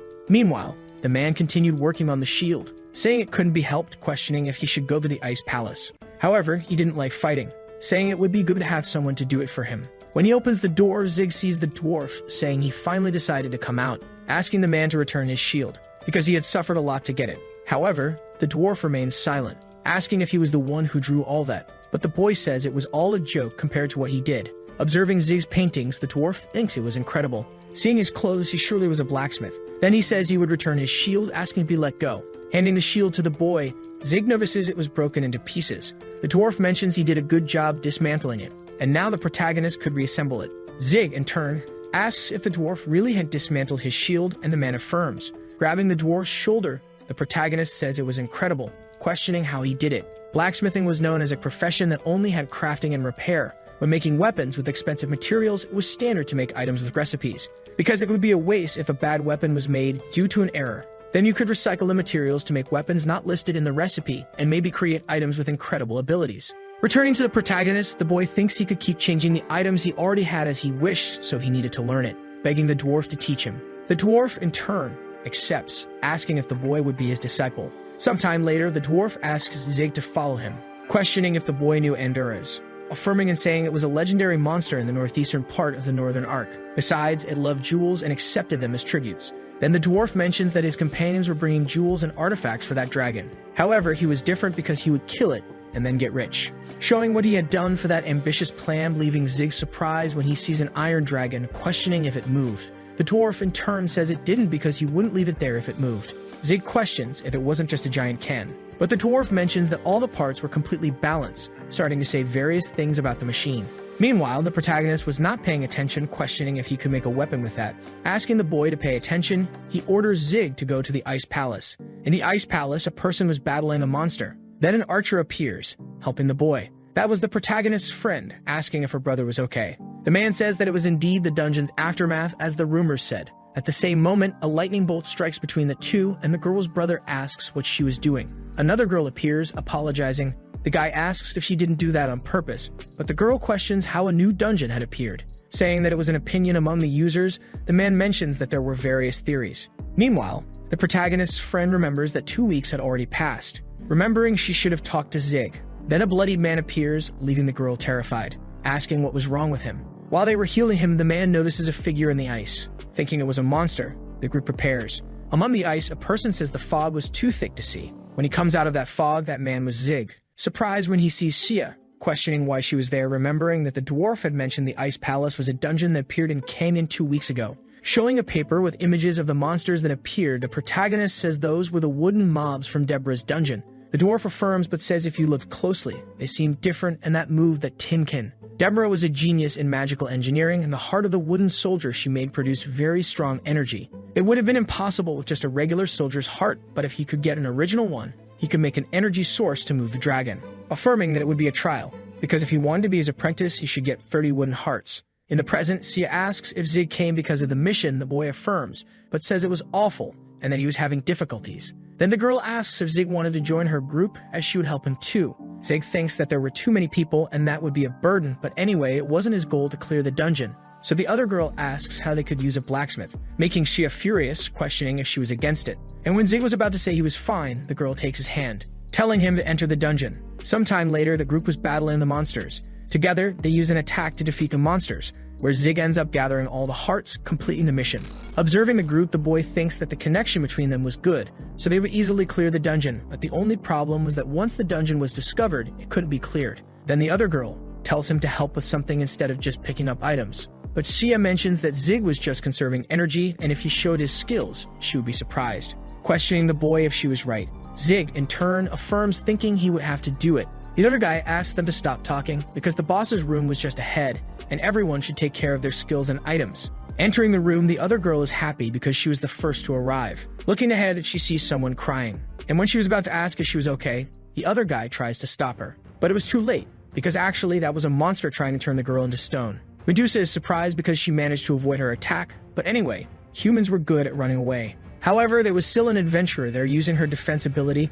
Medusa tries to attack, saying that if her wish was to die, she would do it. Returning to the desperate girl, she mentions that it was very scary, and the other guy says that Medusa was the most unpleasant monster in that game. And there was a rumor in the communities that Medusa was a boss mob in that game, apologizing for not warning earlier. But the girl says it wasn't necessary because it only happened because she ran alone, affirming that they were in that situation because of her, with the protagonist completely petrified. Sia says it was okay, telling her to apologize to Zig after they defeated Medusa. Pulling herself together, the girl says she would do her best, but Shia didn't know what to do with monsters that used a petrification attack. However, her brother said not to worry, because he had brought a mirror that reflected everything. Meanwhile, the other man was battling Medusa. The monster, in turn, mentions that the boy was reaching his limit. Meanwhile, the other girl was healing his wounds, and together they use an attack to defeat the monster. Approaching the man, the girl asks if he was okay. Affirming he was, she is happy, saying they would fight, increasing the boy's attributes, asking Shia to help check the distance. Then the group returns to the battle. Meanwhile, the protagonist was still petrified, waiting for the time to end. Defending Medusa's attacks, Sia uses her skill to hit the monster. Then the other guy also attacks, throwing Medusa away. The monster, in turn, says they were really annoying. Then the other guy tells them to prepare for the second attack, asking the boy to deactivate it. At the same instant, Medusa uses her petrification skill, using the skill towards the adventurers. Grabbing the mirror, the boy positions it towards the skill, managing to reflect the attack. The group gets happy, questioning if they really had defeated her. However, they still hadn't, but they didn't need to fear because Medusa was petrified. Observing the monster, a light begins to emanate from her chest. Starting to crack, the petrification is undone. The monster, in turn, says that a human couldn't defeat her. The adventurers question how she had come out of petrification, preparing again for the battle. And using a skill, Medusa drastically lowers all the adventurers' HP. But one person was still standing because he had a skill to resist fainting. The boy is surprised because Medusa was alive, affirming that such a monster didn't have a skill like that. But even so, he needed to use the magic mirror again. Then Medusa uses her skill, petrifying all the adventurers. And the system informs that the petrification state couldn't be removed until the rotation died. Observing the mirror, Medusa mentions that it was a demonic structure and her only weakness. But that was before meeting Deborah, and now it didn't work anymore, because she had the power given by Deborah, making her immune to all status abnormalities and able to use certain skills of her master. The system informs that Medusa had received Deborah's protection, becoming stronger. Content: the monster says she wouldn't lose to anyone, and meanwhile the boy, still petrified, thinks he was wrong because it wasn't as if the pattern applied to all dungeons. Medusa, in turn, tells the boy to feel honored, because he would be defeated with a spell from Deborah, preparing a giant dark sphere. And when she was about to throw it at the boy, an unknown figure appears, decapitating Medusa and canceling the boy's petrification. The one who had done all that was Zig. The system informs that he had defeated Medusa, displeased, saying he had ruined everything. In the past, the protagonist asked if he could borrow the blacksmith shop before leaving, because he wanted to make a weapon with those objects. Zig had excellent production skills, but since his level was low, he couldn't recreate that first-grade shield. However, he could use materials to make weapons. Observing the sword he had created, the boy is happy with his skill. The only problem was that this skill could be used only once, and that's why he wanted to save it for a crisis moment and never thought he would use it on Medusa. Then someone pulls him by the shirt. The adventurers start tossing him in the air because he had defeated Medusa with just one blow. Zig questions what they were doing, but the girl asks him not to be shy, saying it was as she said because the boy was really incredible. Hearing the girl's words, Zig remains silent, and at the same instant, they are teleported. The system informs that it was a secret room in the Ice Palace. Looking around, the other girl says she was deceived because there was nothing there. Starting to search, they realize it was empty. Then the boy thinks that maybe Medusa wasn't the boss. Zig, in turn, responds that probably not because Medusa is a boss-level character and still had a hidden attack pattern. Besides, there was something secret in that room. Falling to the ground, the girl asks if he was okay. But when he looks at the stone, he starts laughing, leaving the group confused, asking Sia to look at that stone, affirming that it was stained on the table. And looking at it, Zig uses his grain skill, starting to break the stone table, revealing a map. The two girls are surprised, questioning how he found that. Then the other guy asks to read it. Using his skill to decipher the message, it spoke about an ancient civilization that imitated God in its arrogance. At the same moment, the clock starts to ring, and a light begins to emanate in the room. Cutting to the director, the other guy asks if it was really true, because a flying fortress was discovered in just 2 weeks, affirming that it was as he thought and that it was good he had delayed the update. If everything went as planned, there would be a lot of news and publicity. Returning to the protagonist, the group had been teleported to another place, and the system informs that they were the first to discover that fortress. All members received reputation points and the title of Discoverer of the Aerial Fortress. The group questions if that was the reward of the Ice Palace. At the same moment, another person appears asking if they were from the Cyan family, and a goat appears saying it was there to welcome them. Inside the fortress, the goat informs His Majesty that it had brought guests. Meanwhile, the group was questioning what kind of situation it was. In the king's chamber, the group of adventurers receives a welcome. The king says that he is the sole ruler of the Mycenaean kingdom, and his name is Ivanius. His level was 120, and he had the appearance of the ancient king of the Mycenaean kingdom. The two girls become desperate, thinking that he was a ghost, but the other boy asks them to calm down because it was just a specter, which was a ghost-type monster, leaving Shia even more desperate because it was indeed a ghost. However, the other girl asks Shia to remain calm because she would make it bright. The king, in turn, asks if they wouldn't listen to his story. Sometime later, His Majesty begins to tell the story. For thousands of years, his kingdom prospered and its magical technology benefited the world, thus ruling the kingdom in peace. However, that was a problem for being too advanced. His kingdom was devastated for the crime of invading the realm of the gods, and only a few survivors escaped through that airship. But in the end, they got trapped underground, becoming specters. Even so, he does not regret anything, and if it was wrong to seek knowledge, the gods should be blamed for creating humans that way. All the knowledge his people had built and disappeared from history. Mentioning that the airship was the only legacy of his kingdom, he wanted to build a fortress so that future generations would know of their achievements, asking for the group's help. Then the mission is presented and they should rebuild the aircraft. Not knowing what to do, one of the girls says she was in favor because she felt pity for that king. The protagonist says he was also in favor because hidden missions were not common, and knowing that game, if they ended up refusing, it would result in a battle, which they would definitely lose if they fought them in that situation. Then everyone agrees to participate in the mission. The system informs that they had accepted the mission and each member would be assigned a task. Presenting the task to the protagonist, the boy would have to reactivate a plant and make broken parts to repair the power plant. Observing that, Zig thinks everything was very difficult. Shia asks what missions they received. Answering what their missions would be, the king gives them a gift, where they end up surprised by the quality of them. Shortly after, the other boy asks if he could ask a question, because the king had said they were the first guest in 300 years, asking if he was referring to Deborah from 300 years ago. The king affirms because that woman promised to rebuild his airship. Then the protagonist also wanted to ask another question, questioning where the exit to the surface was. However, he also didn't know because if he could, he would have already left. Various adventurers were observing the ice palace, questioning how difficult it was. Meanwhile, the girl who had stolen from the protagonist asks if they want a magic mirror. Because the boss, there was a Medusa. Thinking the boy says he didn't have a mirror, questioning how he would avoid the attacks. Shortly after, the girl presents her products. But at the same moment, she was almost hit by an object. And between the ice rift, Zig's group appears, mentioning that it was as he said because they just had to dig towards where they heard the wind. Observing around, he notices various adventurers staring at him.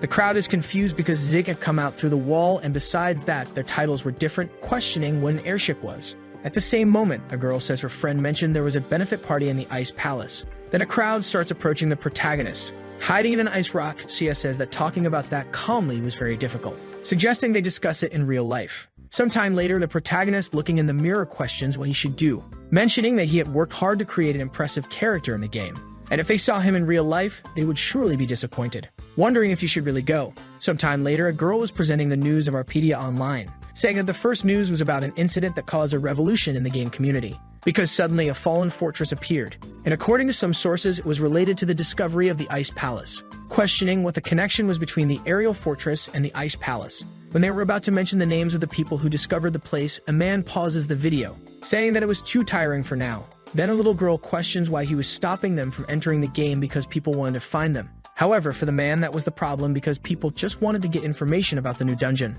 Then the girl mentions that they should be prepared. Looking at the clock, the guy questions why Zig had not arrived yet, mentioning that the protagonist was a bit late, and when he looks to the side, someone greets them. That was Zig, apologizing for being late. Sometime later, the little girl says that it was impossible because in the game the protagonist was different. Then everyone starts to introduce themselves. So Zig realizes that the guy was from the same dojo where he was training, leaving Sia surprised because the protagonist trains at her father's dojo, mentioning that there were many coincidences in the world. However, Zig is surprised by the news, because he didn't know she was Guilford's daughter, saying his name was Kang, leaving the girl surprised. Sometime later, they were talking about the two being childhood friends, saying it wasn't her fault for not recognizing him and it wasn't strange that his face was familiar. But still, it had been a long time since they had seen each other, greeting the boy. However, the other girl asked them to focus because they met to discuss the mission. While they were discussing, time passed. And when it was getting dark, the group finishes discussing. Zig mentions that his house was in the opposite direction, so he was already leaving. However, Sia asks him to wait a bit, because they still wanted his contact. With the contact added, and Zig says it had been a while since he exchanged contacts. At the same moment, the boy receives a notification, wondering if it was one of the three who had taken his contact. When he looks at the phone, the protagonist questions what number that was, and when he answers, an unknown figure says it was a pleasure to meet him, calling him by the old nickname of his account. Zig, furious, asks who he was, mentioning that he was the person who had deleted his account, and that it was very fun to develop a new character. Then the protagonist starts to shout, so the person on the call questions why he was so sad because he had been very kind in the game. Confused, Zig asks if he had known him in the game, affirming the guy asks if he didn't remember, asking the protagonist to calm down because he hadn't called to fight. Composing himself, the boy asks what he wanted, asking just to make a bet, saying he was playing Arpedia just to discard hacked items. So they should play hide and seek before discarding all the items. And if he could find his character, he might end up returning Bart's. As he was a genius hacker, restoring a character was nothing. Questioning what would happen if he didn't catch him, the hacker responds that he would delete his blacksmith account. Then the boy becomes thoughtful, saying that if he found him, he would beat him to death, so he should be prepared. Sometime later, a guard says the guy was a genius, mentioning that there was no way to trace that call, asking the boy to give up. Zig says he already knew that would happen. Remembering the hacker's words, Zig thinks about who the person could be, and at the same moment he slaps his face to pull himself together. Because he couldn't be influenced by provocations, and one way or another, his plan was the same, which was to build a reputation as a blacksmith by tracking sales routes. Handing the hearts to the dwarf, the boy asks to learn his techniques. The dwarf, happy, says he really did it, mentioning that now he could complete the dragon. However, the protagonist still wanted to know how to dismantle it. Then the dwarf hands something to the boy. Questioning what that was, the man says it was his training material. That was a book that contained the essence of the large intestine, asking him to read it carefully. When the dwarf leaves, Zig thinks he was irresponsible, questioning if that was how he would teach him. Observing the book, Zig is surprised by the content. Then a mission is presented to the boy, apologizing to the dwarf for misunderstanding, mentioning that the book was the best and that he would absorb all its skills. Sometime later, the protagonist becomes nervous, not believing that it always ended in grains and that the plate was very fragile. According to the book's explanation, disassembly requires damage, but the durability was too low to begin with, questioning if he should give up. But remembering the hacker's words, the boy thinks he couldn't, saying he would do it until it was perfect. Meanwhile, the girl who had stolen from the protagonist was drinking, saying her business was ruined, and all because of Zig. However, it was the opposite because she should have followed the boy.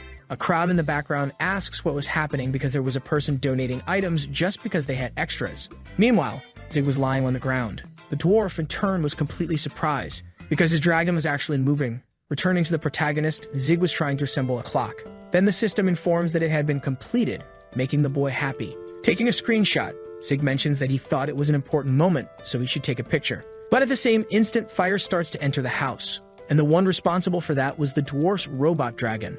Observing that creature, the guy who invited Zig to the guild mentions that the event was incredible, affirming that he wanted to participate, but he had to find Zig, because he had ordered a large quantity of iron and had not received a notification from the messenger. At the same moment, an iron bar hits the guy, causing him to die. Observing that situation, the girl says that people were dying because of a dragon that appeared out of nowhere, mentioning that it was good luck. Taking advantage of the opportunity, the girl starts to steal items from other merchants. Then a shadow comes toward her, and it was the metal dragon standing before her with a threatening look. Preparing an attack, the girl questions why the dragon was in that place. When she was about to receive the attack, the dragon has a short circuit and ends up exploding, leaving the girl relieved because she was still alive. Returning to the protagonist in the courtroom, Zig says he had an objection, affirming that he had nothing to do with that dragon that destroyed the city. The dwarf in turn says that the boy also had nothing to do with it, leaving the boy emotional because he was trying to keep him out of it. The man says that Zig was only good for delivering messages and could be trusted, so the two start to argue. Then the judge asks them to be quiet, mentioning that the dwarf had joined hands with a human to create a dragon that destroyed the city. The dwarf says that the accident happened only because the Federation had rejected his suggestion, asking if everyone had seen that because it really was a dragon. And when he announced his project, everyone laughed at him, saying it would never fly. However, that had been the result. Besides, it was done at low cost and in a difficult environment. Observing the dwarf's words, Zig asks if he was going crazy, and if he continued talking, he would end up in prison for the rest of his life. The judge, in turn, asks everyone to be quiet, acknowledging that the incident was not his fault. However, the damage caused was enormous, mentioning that he was supporting the production costs, and within a month they would produce the equivalent of the damage, saying that the dwarf was condemned to make a weapon capable of defeating the Anduras. And if it was not delivered, not only he but also the protagonist would go to prison. Sometime later, the boy questions why the dwarf had said that, and because of it, he would go to prison. However, the man tells him not to worry because he didn't say it without thinking, mentioning that he needed the protagonist to go to the Fire Mountain, affirming that the reason for the dragon's failure was for another reason, saying various things about fixing it. Meanwhile, the protagonist tries to leave and the dwarf grabs the boy by the arm, questioning where he was going, because he would give a reward if he did it for him. Zig questions what the reward would be. The dwarf, in turn, responds that he had a glove capable of shooting steel wires with simple controls, besides being made of special materials. Handing the glove, the boy is happy, asking what he should do, giving the order again to go to the Flaming Mountain and get a dragon's heart. Then the mission is presented. The protagonist will have to go to the sacred sanctuary and collect the dragon's heart. The dragon's heart was the source of its magic, an extremely rare item that could only be obtained with a ridiculous 47% rate after defeating a dragon or discovering where a dragon died, mentioning that not even when he was on Bart's account did he manage to get a heart like that. The dwarf, in turn, says he heard something when visiting the elves' village in the past, that the dragon near the former elf chief went to the Flaming Mountain to find peace. Zig becomes disoriented, questioning if that dwarf was telling him to go after a dragon with unreliable information. Besides, in that place, players needed to be at least level 80. Sometime later, the protagonist was flying in a balloon, and meanwhile, someone was watching him. Zig, even in the balloon, was still practicing his assembly. However, a rope hits his tool, knocking it down. The boy questions if there was something wrong with the balloon. Looking down, he notices that girl with a frightened look. However, the boy asks what he meant and if he knew how expensive houses with a window were. Inside the speech bubble, Zig says he almost fell because of her, and since he had already helped, the girl should go away. However, she says she won't let Zig go away, questioning if the protagonist thought she didn't know, because Zig was going after the air fortress. Then 3 days pass after the incident. Near the blazing mountain, the boy says they arrived quickly. While they walked, the girl was crying and the protagonist says he was off duty and had things to do. But the girl asks where he would go and why they were in that place, because that place was extremely dangerous, besides the fact that only people level 80 and above could go there. At that moment, a monster appears behind the two. The system alerts that it was a scorpion soldier, a creature that burrows through the volcanic region. As the monster approaches the girl, she wonders why that always happens. Desperately, she asks Zig to finish off that thing. With no way out, the protagonist thinks he should do it. At that moment, a crowd of scorpions start moving towards them. With tears in his eyes, Zig states they were doomed. However, the girl still didn't want to die, asking the boy to do something. When they would be attacked, someone shoots an arrow at the scorpion, where several lizard men appear, defeating all those monsters. Zig had no idea what happened, but they had helped them, questioning if they could understand what he was saying. At that moment, the two are tied up, mentioning that the human who had invaded their territory would serve as a sacrifice. The protagonist wonders where they were taking him because he never met a lizard man when he was on Bart's account. Meanwhile, the girl begged to be able to leave, saying to eat Zig in her place. Sometime later, the protagonist was sleeping, and when he wakes up, the lizards begin to pull the two by a rope. The protagonist tries to ask for help for the girl, but she was already totally discouraged. Zig, on the other hand, starts shouting, questioning the lizards why they would do that. Then the lizard answers they needed a sacrifice, leaving the boy annoyed, asking who they were calling a sacrifice. Then the boy feels his foot entering the lava, starting to scream in pain. The lizard man asks him to be quiet and just accept his sacrifice by cutting the rope. Zig was desperate because his life was about to end. However, someone asked them to stop and release the humans. That was the chief of the lizard men, mentioning that they were messengers of the mighty Hone. Sometime later, the chief wonders if those humans really were the messengers.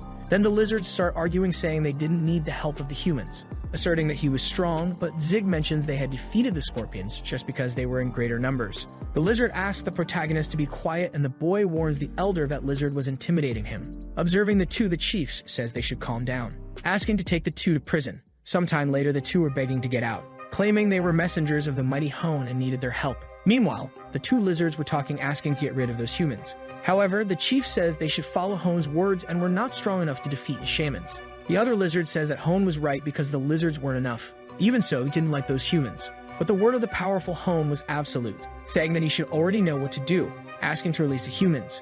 Meanwhile, the boy tried to break the iron beams, destroying the cell. The boy says that only that would not stop it. The two begin to discuss, then Zig mentions that if they continued, would leave her behind. At that moment, that lizard appears, realizing that the two had escaped from the cell.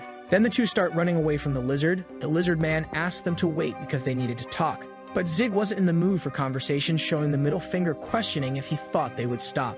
The lizard man replies that was why he hated humans. Giving a sign to his companions, he closed the way, realizing that they were cornered. The boy says they had no way out. The lizard, in turn, tries to warn that he needed to talk to him. Zig thinks they were caught and now would be thrown into the lava, taking his pickaxe to defend himself, mentioning that if there was no way, he would create one by destroying the wall.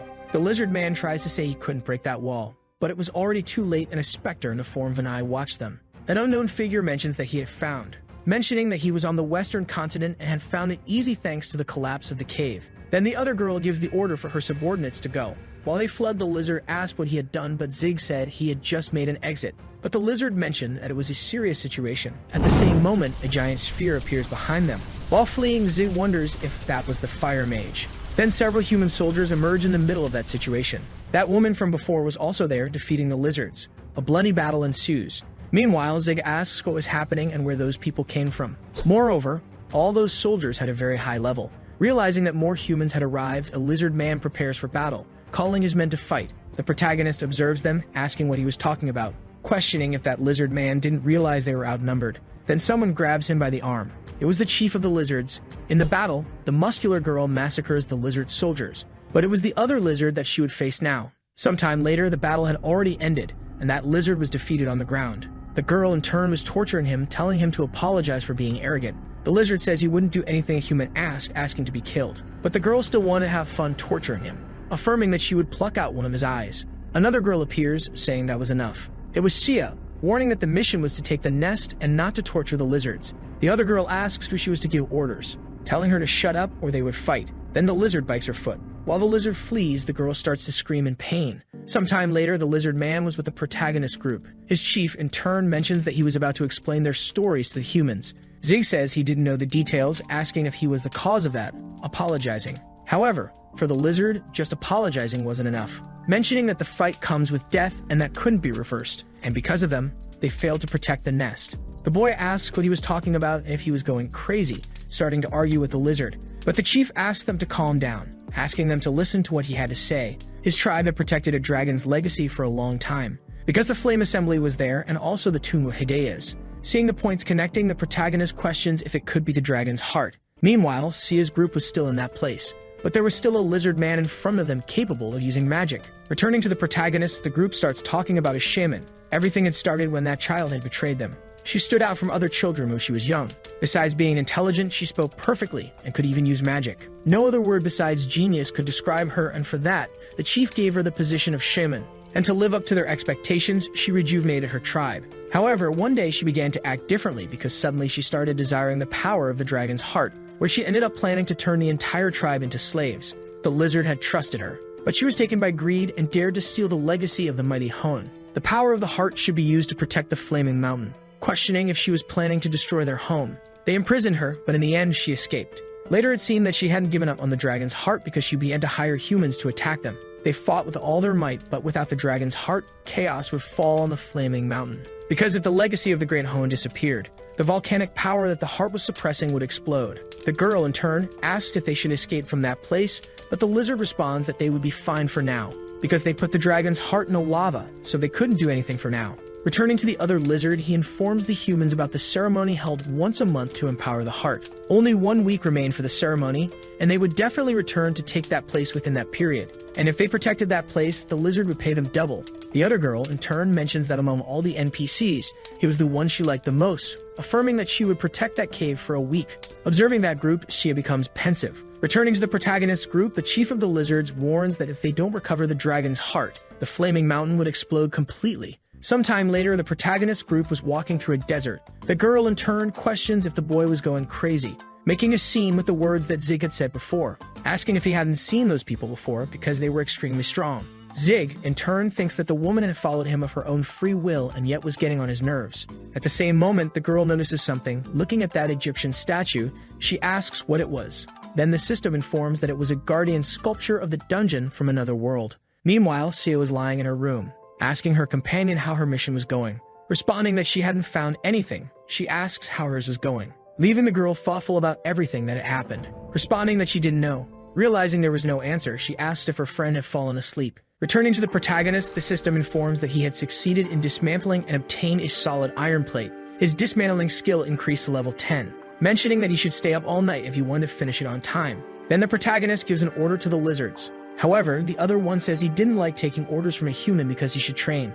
Zig, in turn, says that was why they had failed, questioning why they thought they had lost to the humans, but for the lizard, they hadn't been defeated yet. The protagonist asks the lizard to use his head because there were numerous reasons for losing, and the biggest reason was that they had terrible equipment, mentioning that with that weapon, they would end up being massacred and that was why he would change their equipment entirely. However, the lizard says that it was a memento from his father, leaving the boy surprised. The system informs that it was a memento, and the boy apologizes. The lizardman says it was okay, affirming that it was just a weapon and had no other significance. But for Zig, he felt even worse describing the weapon that way, saying he would fix it, saying he would make it better and more beautiful than before. Sometime later, the protagonist hands the axe to the lizard. However, to him it hadn't been restored because it looked strange. The boy asks why he thought it was strange because he thought it looked really cool, but the lizard says he didn't need that. Returning to the girl, she was observing the chief's necklace, saying that the necklace was extremely expensive. Approaching the lizard, she mentions that the necklace was very beautiful, questioning if he wanted to trade that stone for his necklace. However, he doesn't accept because the necklace was given by the great ideas, leaving the woman even more excited because the necklace was truly incredible, showing various things to see if the lizard would accept. The lizard, in turn, asks if she didn't want to trade it for what was in his hand, leaving the girl even more excited, because it was a desert rose used as an ingredient for the greatest magical stones.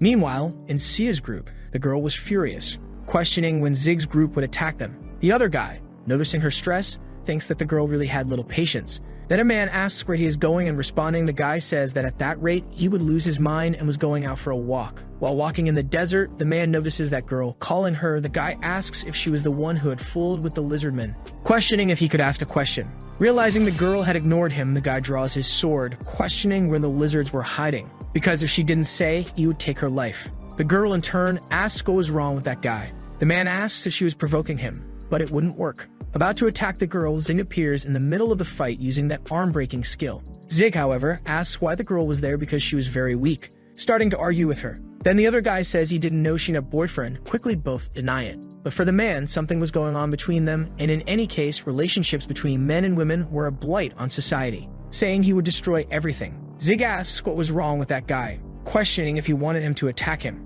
At the same moment, the man advances towards the protagonist, but when he looks to the side, he notices an army of lizards. The lizard shaman, in turn, gives the order to prepare for battle, because the lizardmen were approaching.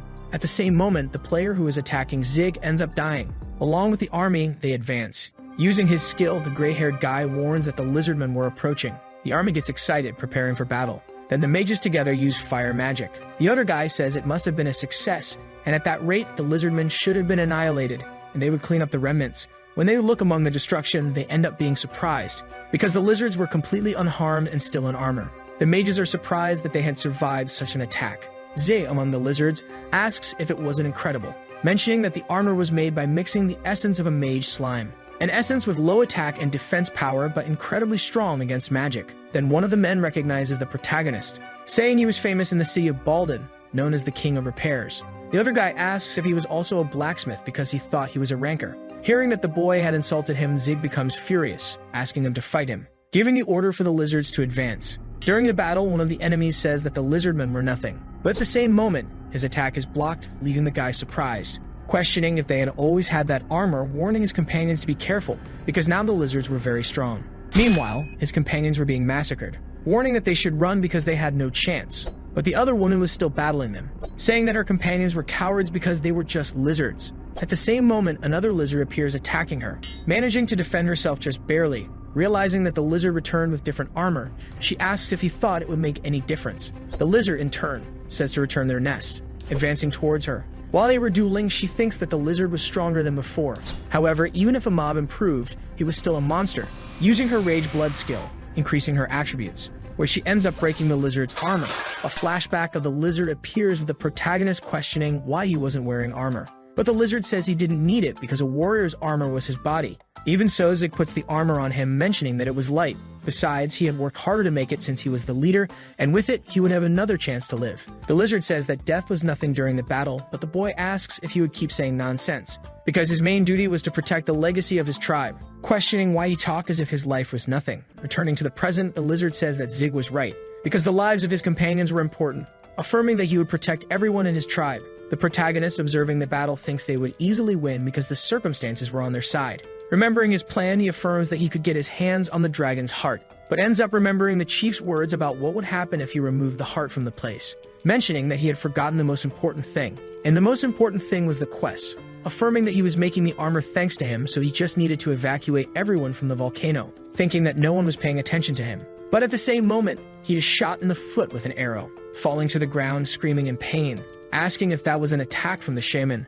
Observing that silhouette, he realizes it was a player who wasn't attacking to kill, but to restrict movements, questioning if it wouldn't be easier to kill quickly. But Zig didn't have time to think about that, because they needed to see him to shoot. The girl mentions that she couldn't see her target because of the rocks, so the protagonist advances towards her. In front of the girl, he realizes it was Shia, surprised to have met again. Meanwhile, the other girl was inside a cave, wondering how Zig's group was doing. The elder says that everything would be fine thanks to the items the protagonist had made, affirming that they should thank him after returning. But for the girl, if he wanted to thank them, he should do it with actions and not just words. Starting to wear all the lizard's clothes, the girl says that something was missing, that necklace that was on his neck, but the lizard says he couldn't, because that necklace was given by Master Hone. Then another voice says that was problematic. It was the shaman, saying that without that necklace, he wouldn't be able to brainwash the lizards, attacking the lizardmen, asking if the chief thought he was also being deceived like the others, because if he thought so, he was wrong. His goals were to be alone with him from the beginning. The chief, in turn, asks how the shaman was there.